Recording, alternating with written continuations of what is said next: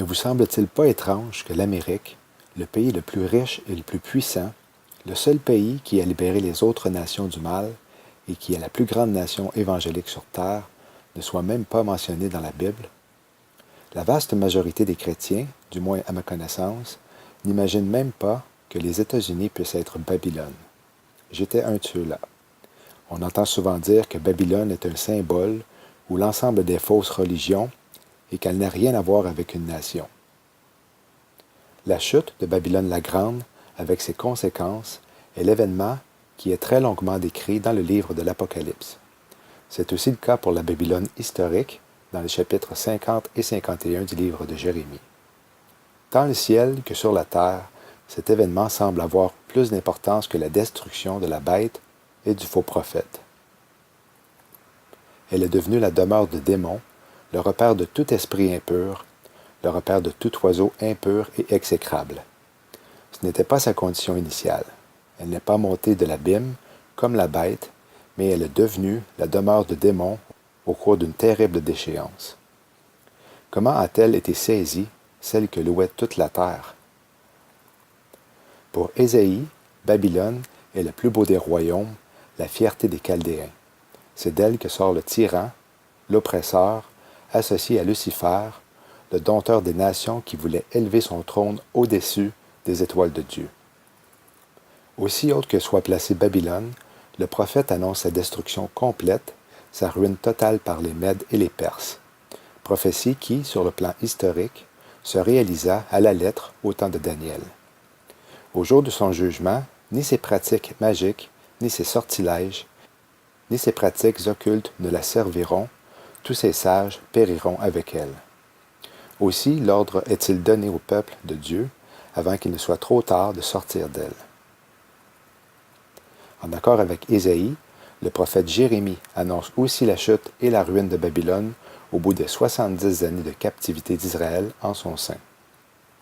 Dans la lignée du jugement qui atteindra tous les peuples, le prophète conclut son livre par un long développement sur celui qui atteindra en particulier la ville, capitale de l'idolâtrie.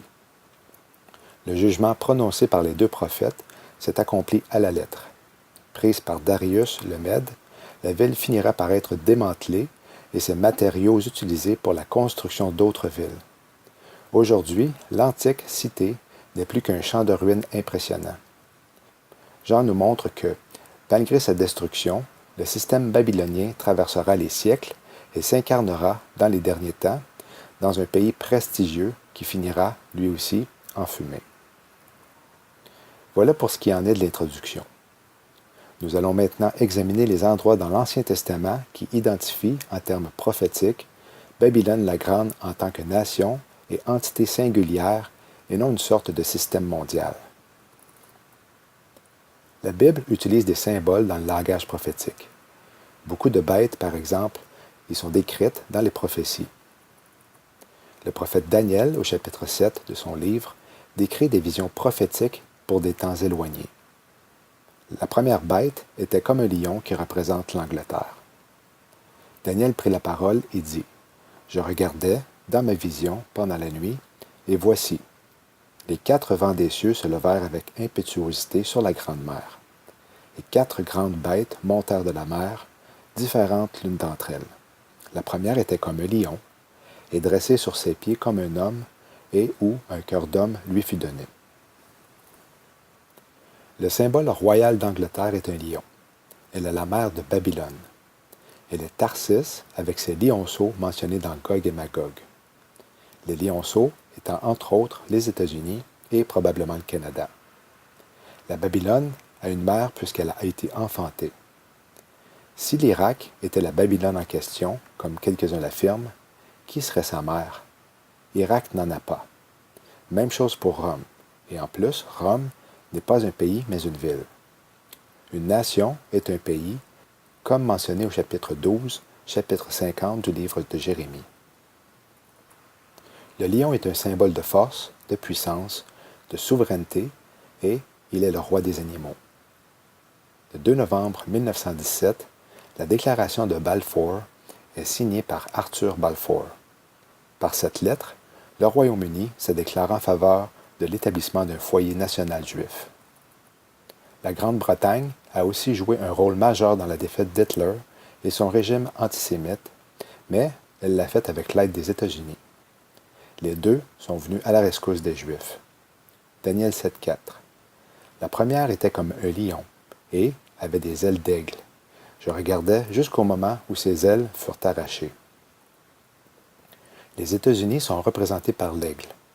Le fait que ces aigles furent arrachés signifie que le pays est devenu une entité séparée de sa mère tout en gardant un lien unique avec elle. L'expression de relation spéciale est couramment utilisée pour désigner les liens diplomatiques, économiques, militaires et culturels très étroits entre le Royaume-Uni et les États-Unis. Les États-Unis sont mentionnés au singulier par Ésaïe comme étant l'empire des empires, et Babylone l'ornement des empires, la parure et l'orgueil des Chaldéens. La fille des Chaldéens est la Babylone des derniers jours. Elle ne sera plus appelée dominatrice des royaumes, la délicate et la voluptueuse. Babylone est décrite en tant que reine et toujours de sexe féminin parce qu'elle reflète la religion de l'ancienne Babylone, laquelle incluait la reine du ciel. Le but de l'érection de cette statue était de sceller l'amitié entre la France et les États-Unis. Elle a été conçue, financée et installée par des francs-maçons avec une cérémonie maçonnique. Certains pensent qu'ils se sont inspirés de la statue du dieu païen, nommée le Colosse de Rhodes, pour faire le visage de la statue de la liberté, qui semble être en réalité un visage d'homme. Colosse de Rhodes était une statue d'Hélios, le dieu soleil tenant une flamme à l'entrée du port de la ville de Rhodes, principale ville de l'île du même nom en Méditerranée. Nous retrouvons également la même couronne avec 7 rayons sur de nombreuses divinités païennes, en lien avec la divinité du soleil. Cette même déesse se retrouve dans les lieux administratifs français. Bien sûr, Hollywood, au service de l'esprit babylonien, s'est servi de ce symbole, notamment pour les studios Columbia. La Babylone antique était régie par le premier antéchrist de l'histoire de l'humanité, Nimrod ou Nemrod, selon les traductions. Cette Babylone antique est le symbole de l'homme rebelle, l'homme sans Dieu qui se fait déifier et institue une fausse religion mondiale. Nimrod devait, selon les anciens, une partie de son pouvoir à sa mère Sémiramis, qui fut divinisée par la suite. C'est ainsi qu'elle fut appelée Reine des cieux, puis Reine de l'univers. C'est elle, en tant que reine des fortifications, qui aurait suggéré à Nimrod de faire bâtir une tour. Devenue une divinité régnante et adorée à Babylone, véritable médiatrice auprès des dieux, elle était considérée comme étant vierge tout en tenant dans ses bras un enfant appelé Tammuz. Le prototype de la source du culte anti-scriptuaire de la Vierge Marie, Reine du ciel, médiatrice auprès du Père et tenant l'enfant Jésus dans ses bras, est ainsi historiquement identifié. Isis et son fils Horus se rattachent à la Sémiramis babylonienne, épouse de Nimrod, une figure de l'Antéchrist. Le morcellement à 14 morceaux du corps d'Osiris, son époux, a servi de support pour inventer la fable des 14 stations de la croix que l'on trouve dans les églises et édifices religieux catholiques. Isis, ayant eu des relations sexuelles avec Osiris après sa mort, Horus, l'enfant Dieu posthume était donc né miraculeusement et symbolise la mort vaincue, ce que représente exactement la victoire de Jésus-Christ à la croix avec sa résurrection.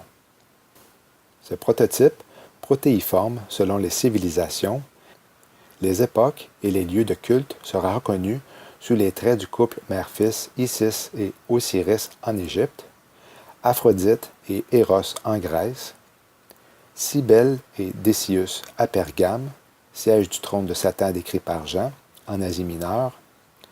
Les exemples ne manquent pas dans tous les coins du monde. À l'époque chaldéenne, un autre roi, Nabuchodonosor, prétendit être Dieu et obligea ses sujets à l'adorer comme tel.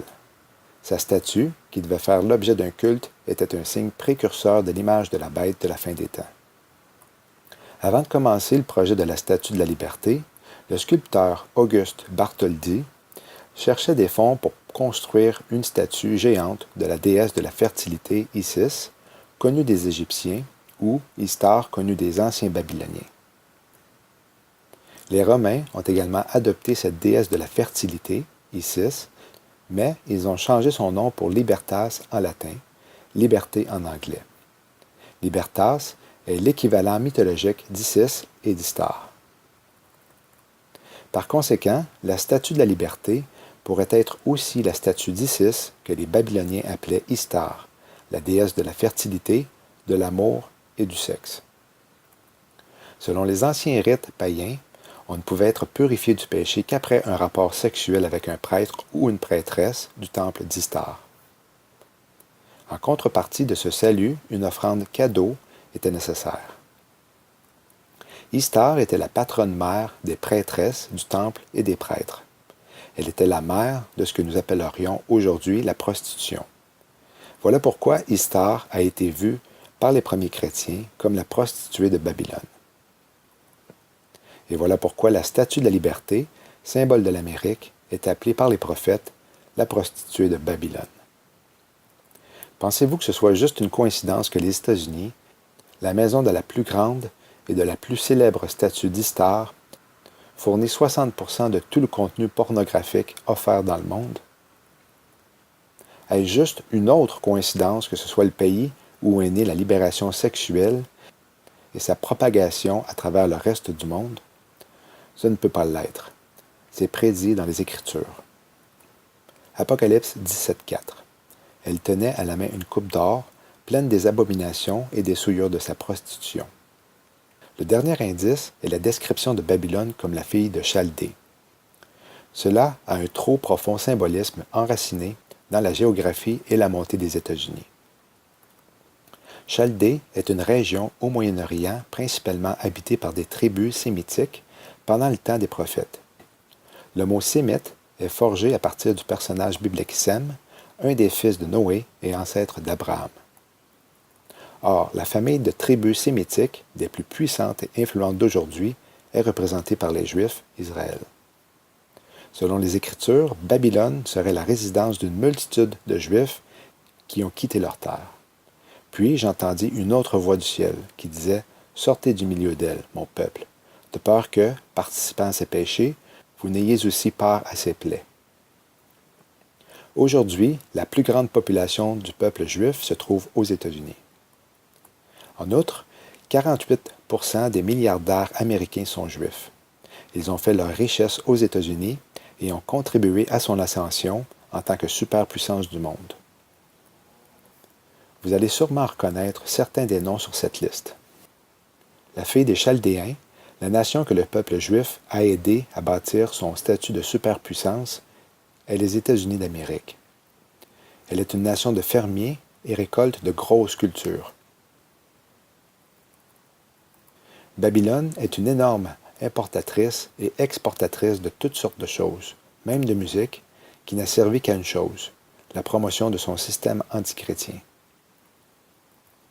Elle est une nation avec une compréhension et un enseignement supérieur. Babylone, les États-Unis, est impliquée dans le domaine occulte depuis sa fondation. C'est une nation qui met en place des centres de détention avec guillotine pour ceux qui ont mis leur foi en Jésus-Christ. Le style de vie de Babylone en est un de luxe, de délices et d'abondance. C'est un pays comprenant de nombreuses idoles qui a sombré dans ses nombreux péchés. Babylone est surnommée le marteau de toute la terre. Le mot marteau en hébreu dans ce verset est patish, de la racine du sens de broyer. Babylone est donc le marteau qui pulvérise et réduit en morceaux, par écrasement, les nations de la terre avec des menaces de guerre et des sanctions économiques. Est-ce que l'Irak peut prétendre avoir une influence mondiale au même titre que les États-Unis? Son sort est plutôt tombé entre les mains de l'Amérique. La Statue de la Liberté, connue aussi sous le nom de la Liberté éclairant le monde, siège à l'embouchure du fleuve Hudson, coulant principalement dans l'État de New York. C'est cette ville qui est le plus grand port de mer de l'hémisphère occidental. Babylone est une nation sur le bord de la mer avec plusieurs ports.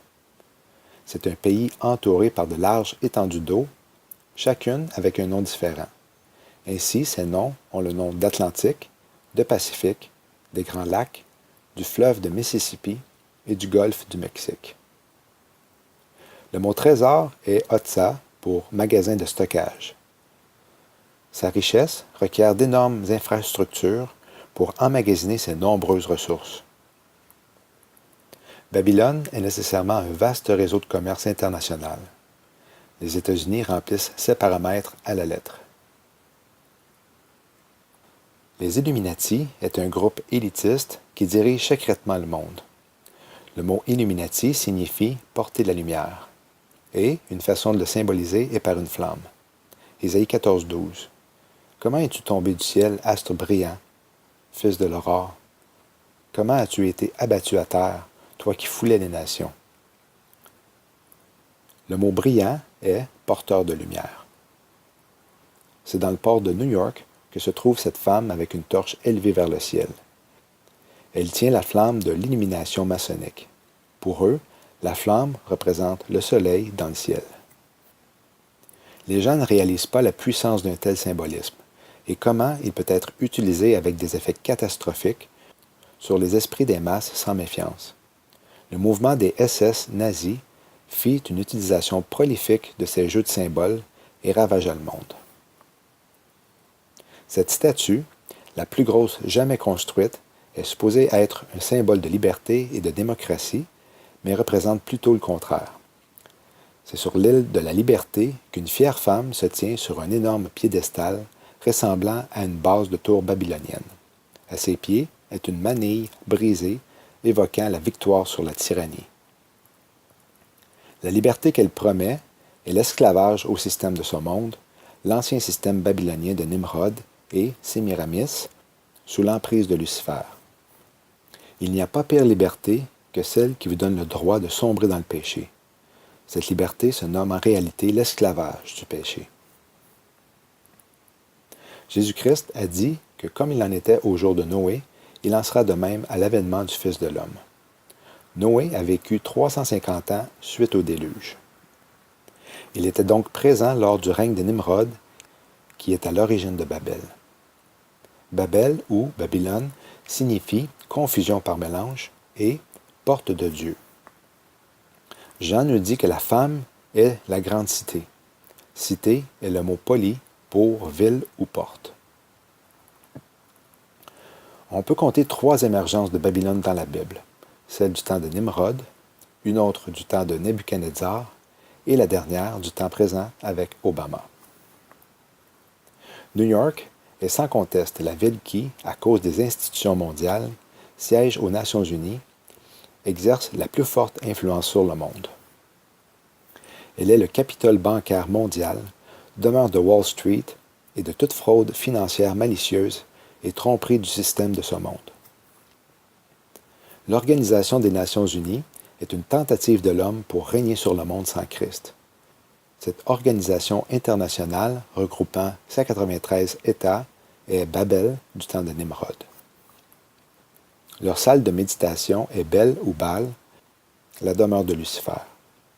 Cette chambre comprend 10 places assises devant l'autel. Le chiffre 10, pour les initiés, est le symbole de la perfection. Pesant plusieurs tonnes et d'une surface de 2 mètres carrés, ce bloc taillé de magnétite, comme les pierres guides de la Géorgie et leurs 10 commandements pour l'humanité future, repose sur une gigantesque colonne en béton armée, plongeant bien au-delà des fondations pour prendre son assise sur le fond de roche de l'île de Manhattan. Cette colonne, atypique, parfaitement programmée dès la conception de l'immeuble, a pour fonction à la fois de supporter ce bloc, mais également de le relier au courant tellurique qui circule dans la croûte terrestre.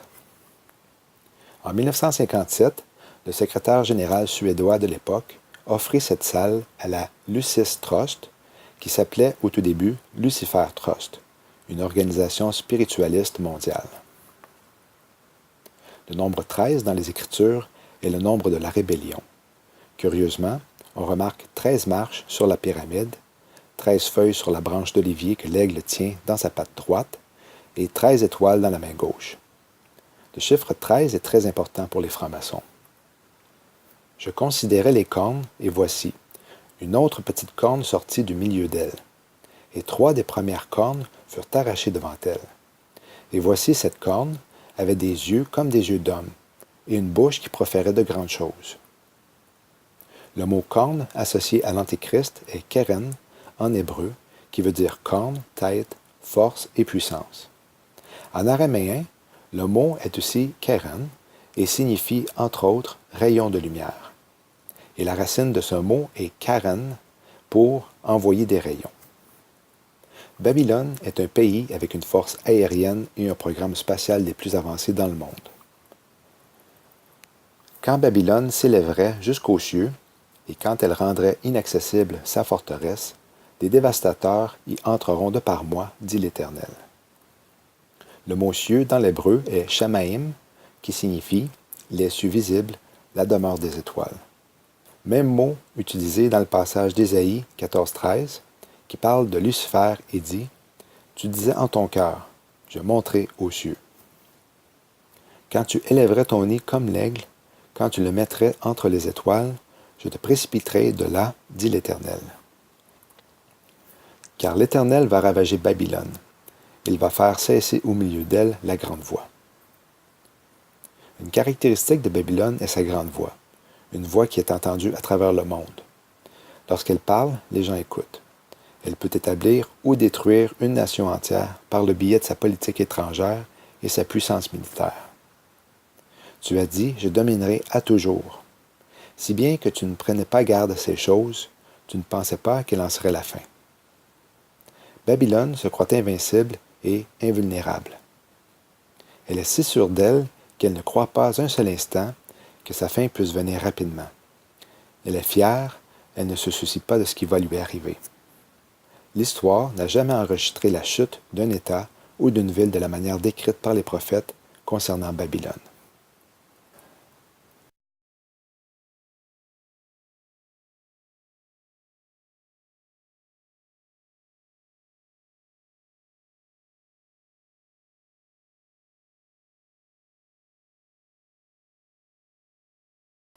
C'est à la cathédrale Saint-Jean, le Divin, de New York, que l'on peut voir la destruction de la ville de New York, montrant le pont de Brooklyn s'effriter avec les voitures et les autobus entrant dans les eaux agitées. Avec les 4 cavaliers de l'Apocalypse, et la naissance de l'Antéchrist, qui se révélera en créant le chaos, et du chaos, il introduira son nouvel ordre mondial avec la promesse de paix. La destruction des États-Unis a déjà été programmée, car toute la Terre va être réorganisée dans une synthèse qui est appelée le nouvel ordre mondial. Toute l'humanité devra se soumettre à l'Antéchrist, qui imposera une religion, un système monétaire et un gouvernement mondial. La devise Annuit Coeptis Novus Ordo Seclorum signifie « Nous vous annonçons un nouvel ordre mondial ». Le but des États-Unis est d'être la superpuissance mondiale qui doit être détruite afin que le phénix ressuscite. Le phénix est un oiseau de légende doué d'une grande longévité et caractérisé par son pouvoir de renaître après s'être consumé dans les flammes. Il symbolise ainsi les cycles de mort, de résurrection et de noblesse.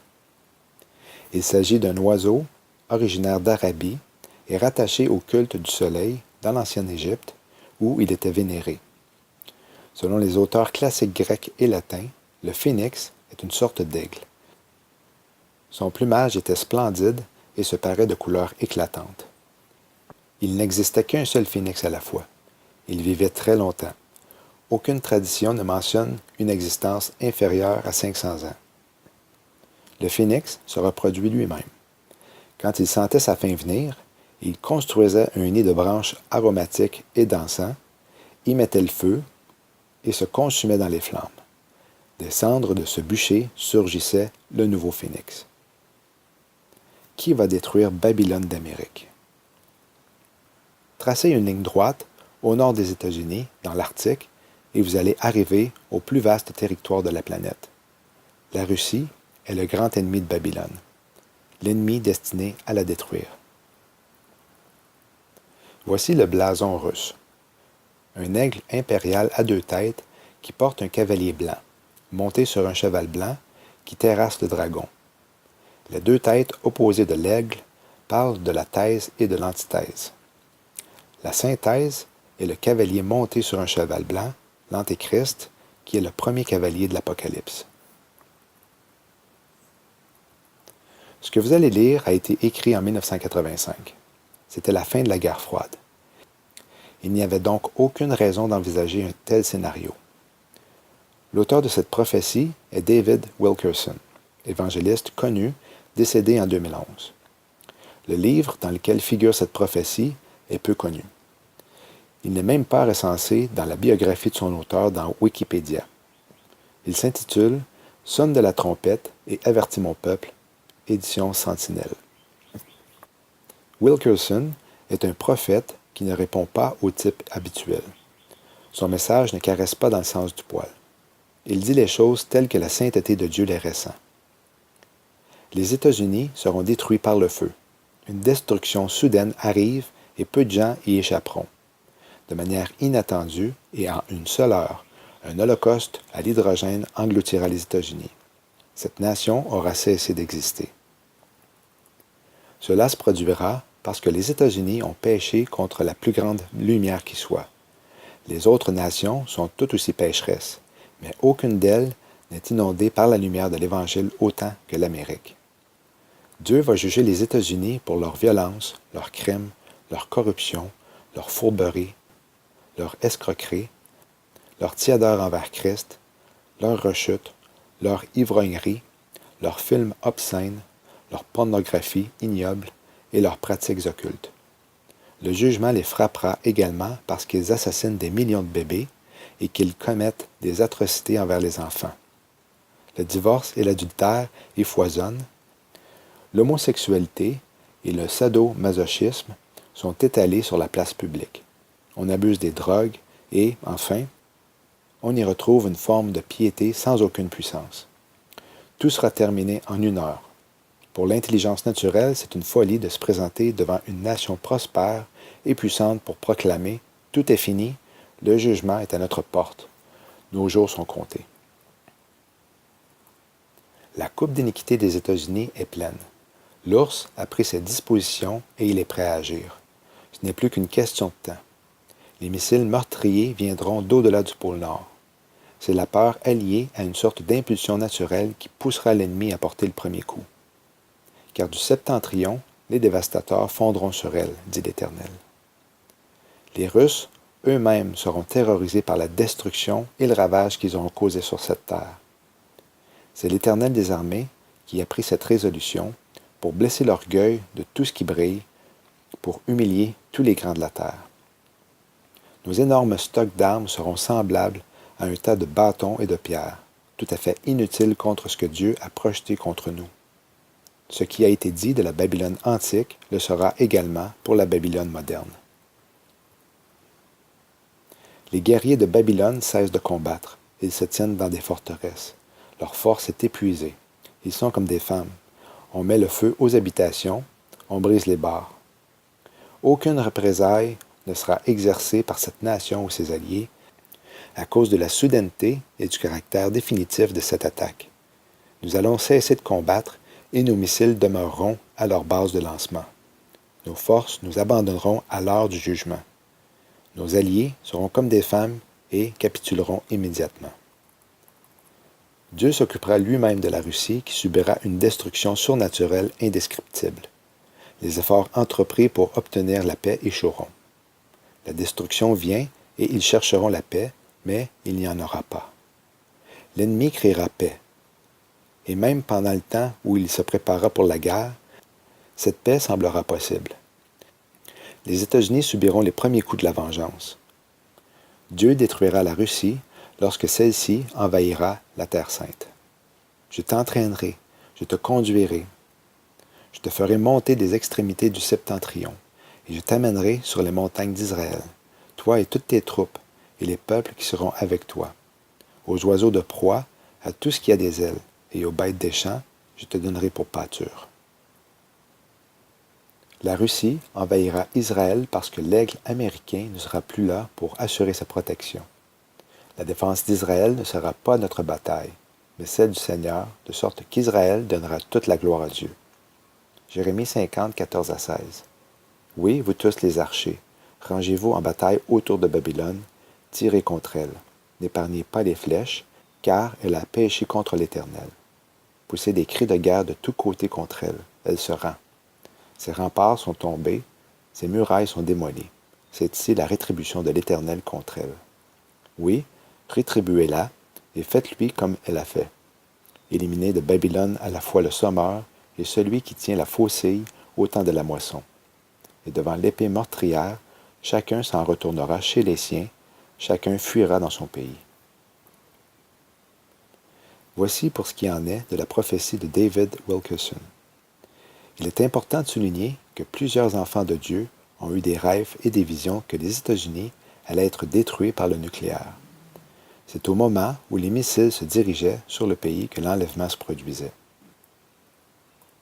Le mot harpazo, pour enlever dans 1 Thessaloniciens 4,17, signifie saisir, enlever de force. Voici un extrait d'une vidéo produite par Richard Saint-Laurent de East the Lamb sur un scénario fort possible concernant cette prophétie sur le jugement des États-Unis. Eh bien, voici ce que Poutine a dévoilé au mois de mai 2017. Il nous révèle un super sous-marin hyper furtif, c'est-à-dire c'est un sous-marin pratiquement indétectable qui va faire la terreur, qui va devenir une terreur pour l'organisation de l'OTAN, incluant les États-Unis. Alors, qui est pour terrifier le NATO ou l'OTAN ici, et il l'appelle le Super Shark. Et ça nous dit, ça aussi, je vais vous mettre le lien dans l'article.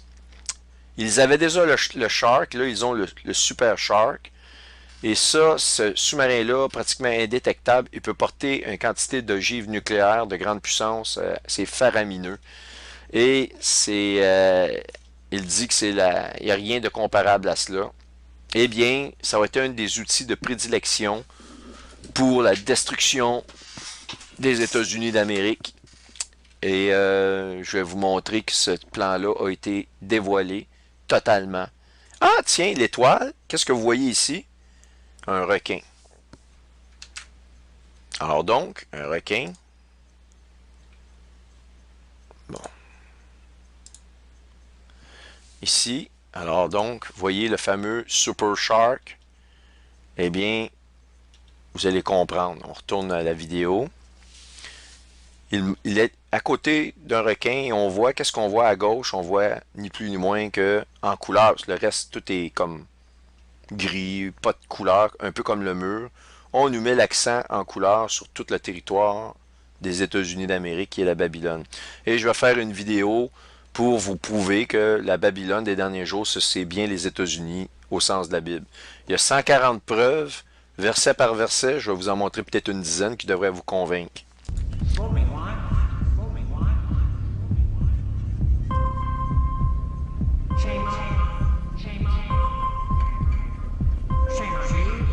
Il leur dit honte à vous. Et lorsqu'il est dans une école américaine, il pointe tous les gens présents, il fait référence à la Babylone, pas nécessairement au monde entier. Il dit toutes vous, honte à vous. Et là, regardez, il pointe le requin, il pointe les États-Unis. Requin, États-Unis. Et qu'est-ce qu'on retrouve ici à gauche, au bout de son nez, je vais revenir un peu en arrière, une maison enflammée. Il montre le requin, maison enflammée, ça va brûler. Voyez-vous?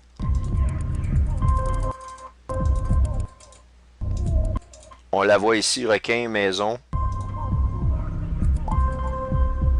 Et tout à coup, ah, tiens, il apparaît, il se transforme en Obama. Obama est, avec sa caractéristique, le clin d'œil, le petit sourire. En plus, avec une toge d'étudiant, alors qu'il a falsifié on sait très bien, Son certificat de naissance est falsifié. Il se donne des études à des universités américaines. Personne ne l'a jamais vu. On n'a jamais entendu parler de lui. Donc, vous savez que Satan est comparé au roi, au dieu farceur. Donc, si l'humour est au rendez-vous, la fameuse pomme.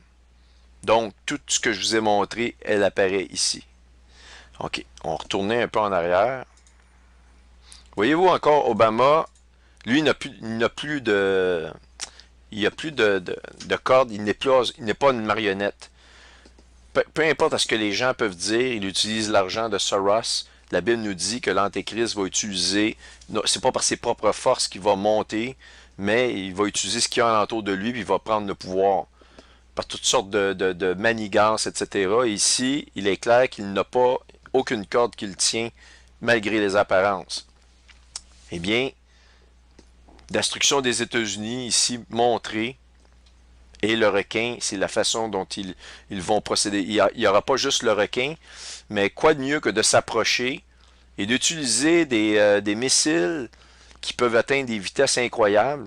Ils vont être capables à ce moment-là, ils peuvent se tenir à quand même une bonne distance des côtes, et en dedans de quelques secondes, quelques minutes, les missiles vont frapper leurs objectifs et ils ne pourront d'aucunement les intercepter avec les nouvelles technologies qu'ils ont.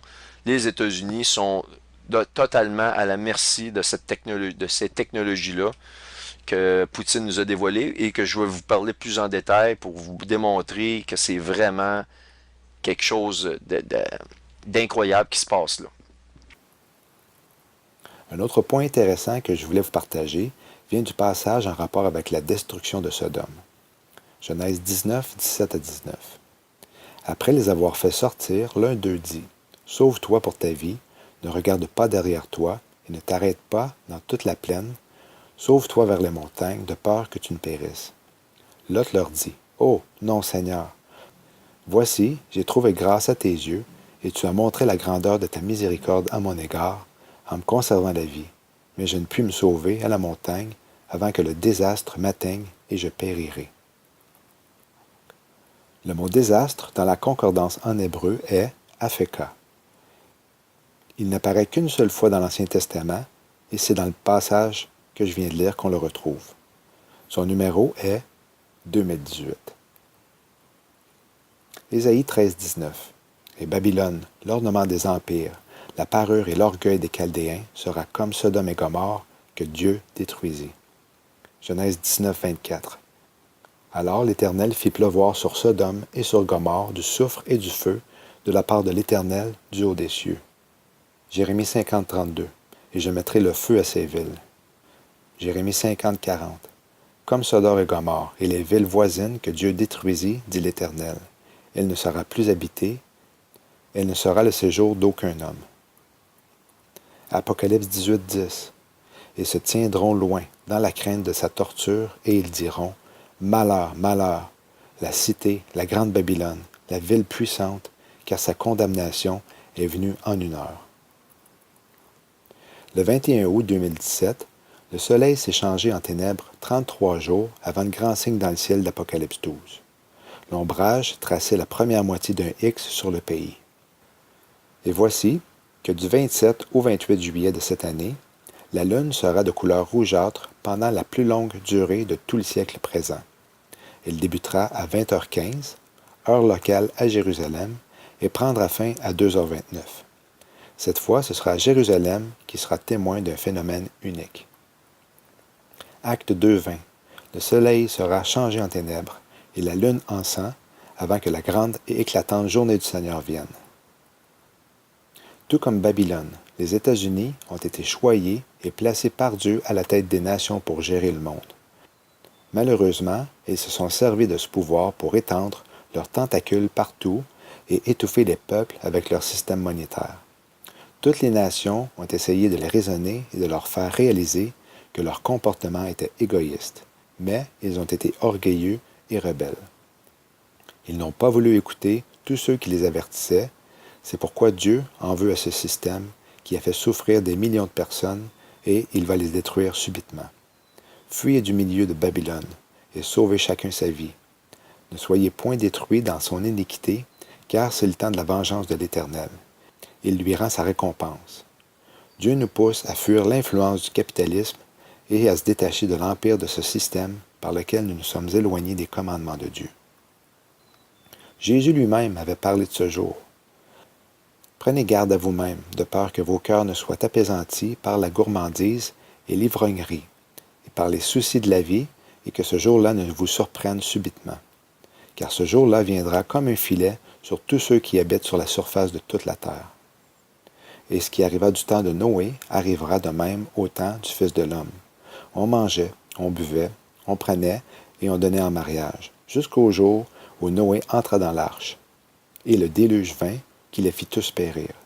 C'est encore ce qui arriva du temps de Lot.